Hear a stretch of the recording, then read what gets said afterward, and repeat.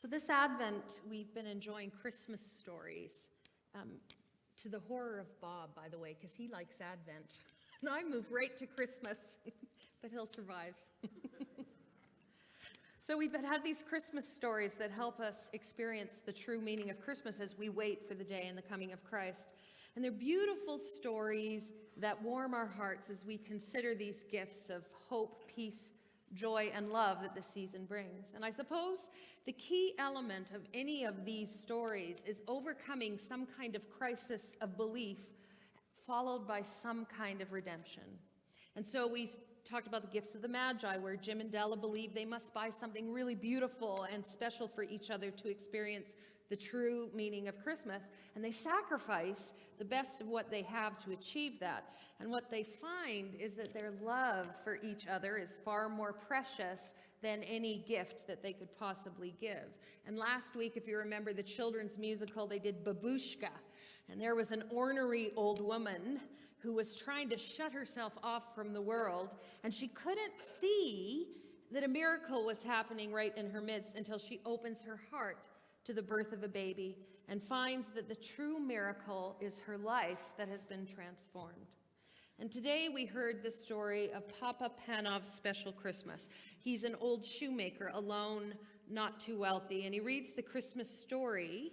And he wishes that he had been there that very first Christmas to help Jesus with a warm fire and a blanket. And he has this dream that Jesus is in the room and has promised to visit him, but he won't know what he'll look like.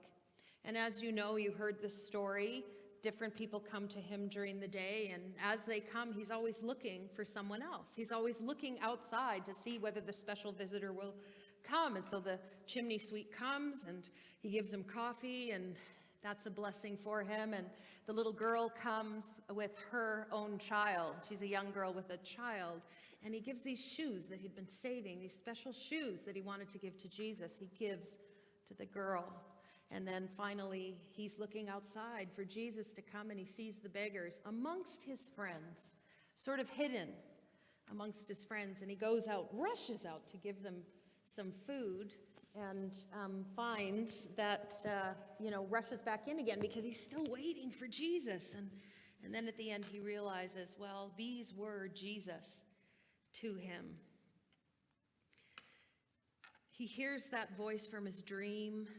And I love what they're saying, these people, as they go by. He has this vision of all these people passing by. And they say to him, "Didn't you see me, Papa Panov?" And the words from today's text come to him. "I was hungry, and you fed me. I was naked, and you clothed me. I was cold, and you warmed me." And Panov knew that Jesus had come to him in the form of these guests, and his heart filled with a peace and happiness that he had never known. And the story says, "So he did come after all," was all that he said. And so, like Babushka, Papa Panov's Christmas miracle is not a visit from Jesus in whatever form. It's his transformed heart. The gift of a new perspective from that day forward, which will color his world. In a very real sense, his story has changed. He has always been a kind man, it seems. He's skilled in his craft and obviously had a family that he loved and friends that he met on the street. But once he opens his eyes and he sees those around him who are suffering and realizes that when he gives a cup of coffee or shares some soup or gives a respite from the cold, he is actually serving Jesus. His whole perspective has changed. So now the narrative of his life is no longer lonely old shoemaker at the end of a good life. It's been rewritten with this awareness from a new perspective. And so now the story of his life is that he is the one who serves Jesus. The result of this shift in understanding for him is this unspeakable joy, and it makes him want to sing. life from a new color.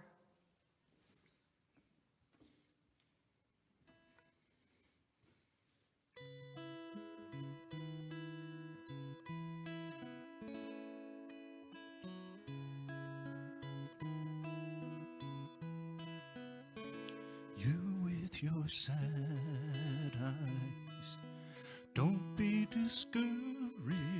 Oh, I realize it's hard to take courage in a world full of people.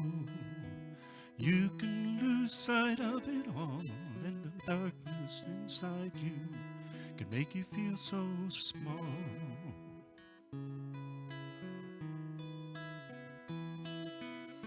Show me a smile then, don't be unhappy. I can't remember when I last saw you laughing.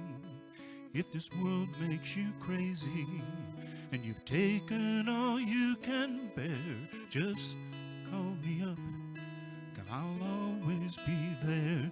I see your true colors shining through. I see your true colors, and that's why I love you.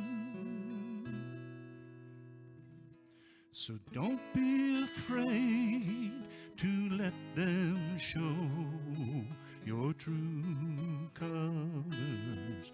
True colors are beautiful. I see your true colors shining through. I see your true colors, and that's why I love you.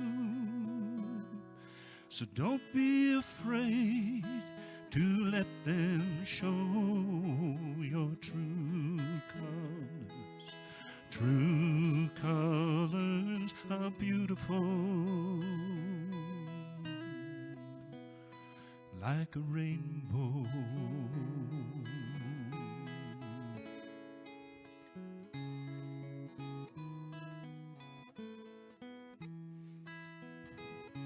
Can't remember when I last saw you laughing.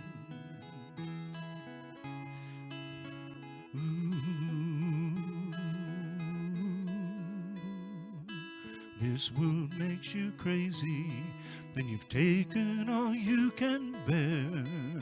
Just call me up, 'cause I'll always be there. I see your true colors shining through. I see your true colors, and that's why I love you. So don't be afraid to let them show your true colors. True colors are beautiful, like a rainbow.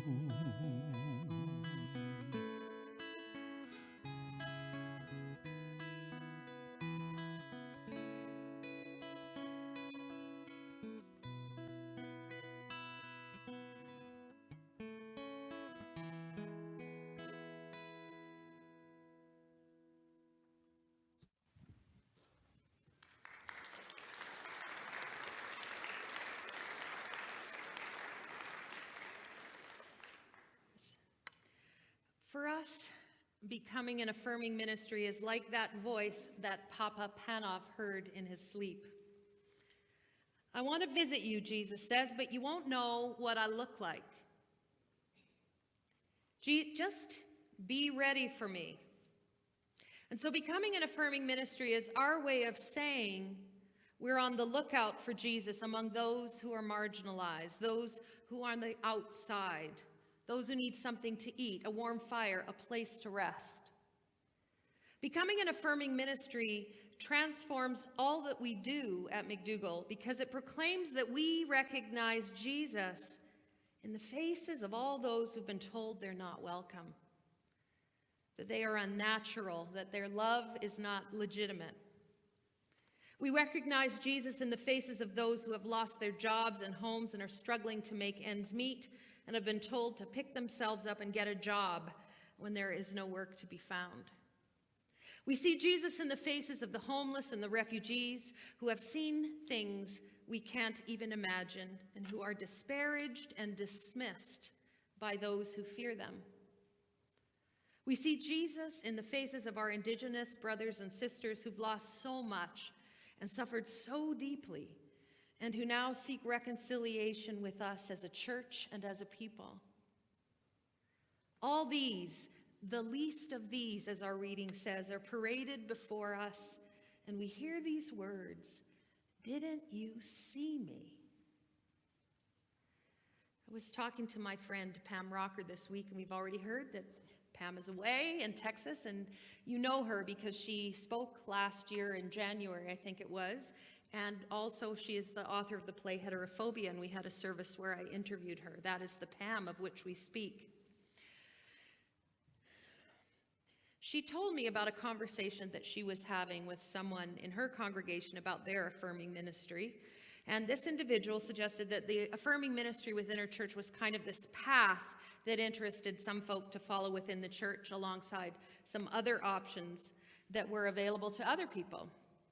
And Pam insisted to her that affirming ministry was not a path to choose within the church, but rather it's a gate that opens up possibilities for every aspect of church life. And I had to ponder that a bit because I think very often we think that once we become an affirming ministry, there will be some committee like the one you saw lighting the candles that will hold these events from time to time, and they'll raise awareness, and we might see a few more people from the LGBTQ community in our midst, and maybe we participate more fully in the Pride Parade and these kinds of things.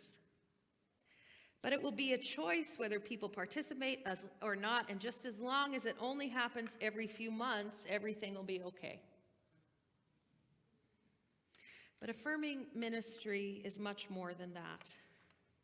What we are doing is creating a new narrative for McDougall United, a new way of understanding what we're about and where our priorities lay as a community. Because like Pam said, it's a gate to a whole new story that can define McDougall United and give meaning to all our ministries. By becoming an affirming ministry, we have promised that it isn't about us and our comfortable pews anymore. We've opened our eyes to those who've been shut out, who are in the cold, and our new story says, "We see you. We see your true colors.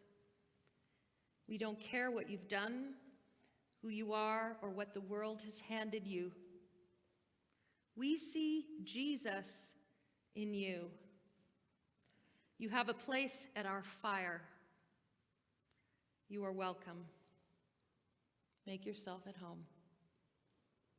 May it be so. Amen." I invite you to stand.